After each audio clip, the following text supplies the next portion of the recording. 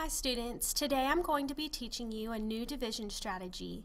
It's called using multiplication to divide. We already know that the inverse of division is multiplication, so it makes sense to use a strategy that allows you to use your knowledge of multiplication facts to help you divide. This strategy is very similar to the strategy we already use called using pictures to divide, but in this new strategy we simply remove the picture. Here's the first example. 91 divided by 7. The dividend and the divisor still need to be placed in the appropriate spaces in order for us to be successful. When I use multiplication to divide, I can still imagine that I'm distributing 91 items amongst 7 people or groups. I just am going to take away the picture. So in order to be set up for success, I'm going to take 91 and put it inside the house since it's my dividend, and put the 7 or the divisor on the outside.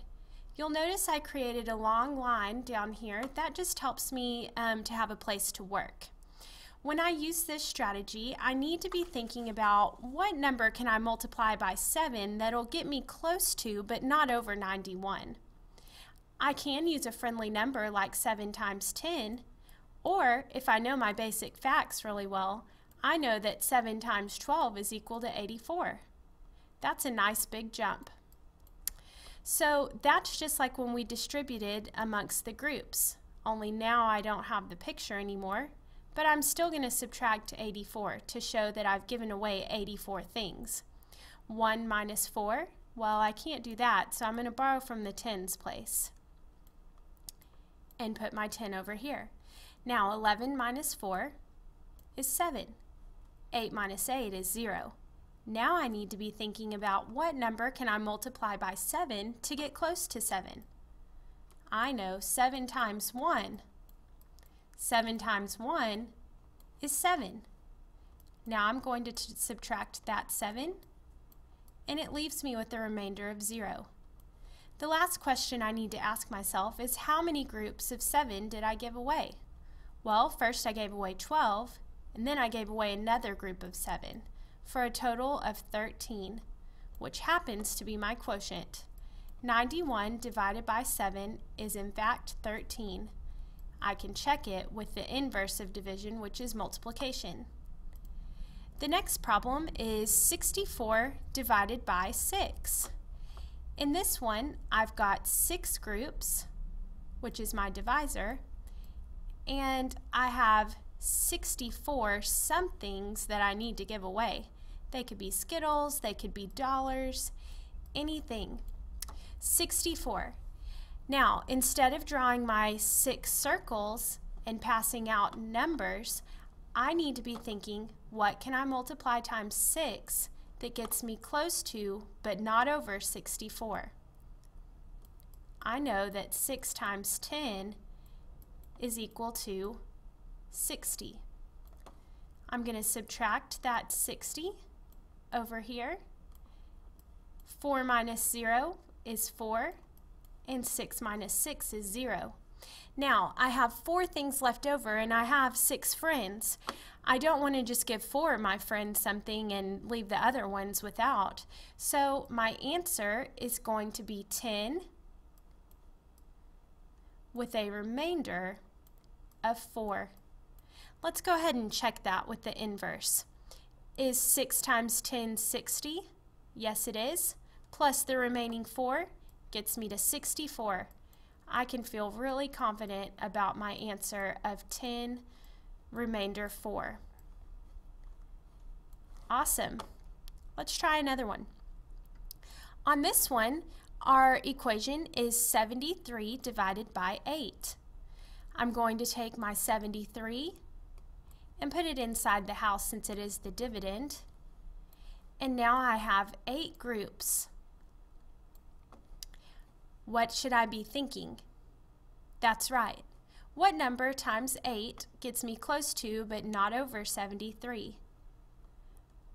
I'm going to try, for those of you who like to try the friendly numbers, let's try it like this. If you're comfortable with working with 5s and 10s, that's perfectly fine. I know that 8 times 5 is 40. Take away 40. 3 minus 0 is 3, and 7 minus 4 is also 3. Now I need to be thinking about what number times 8 gets me close to but not over 33. I know that 8 times 4 is 32. That looks like a good one.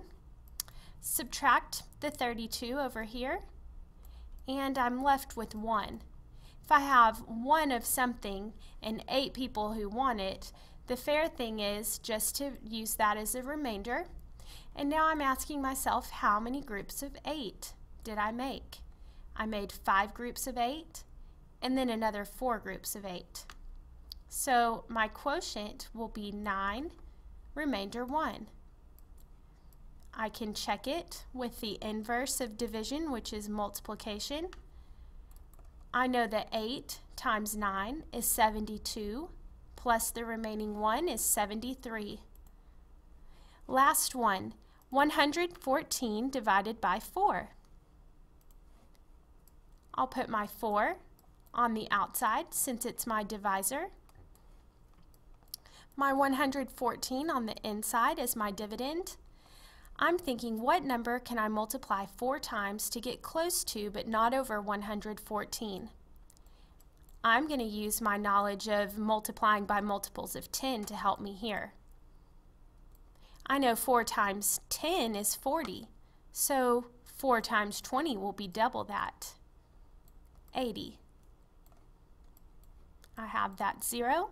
I can put that there. 4 times 2 to give me the 8.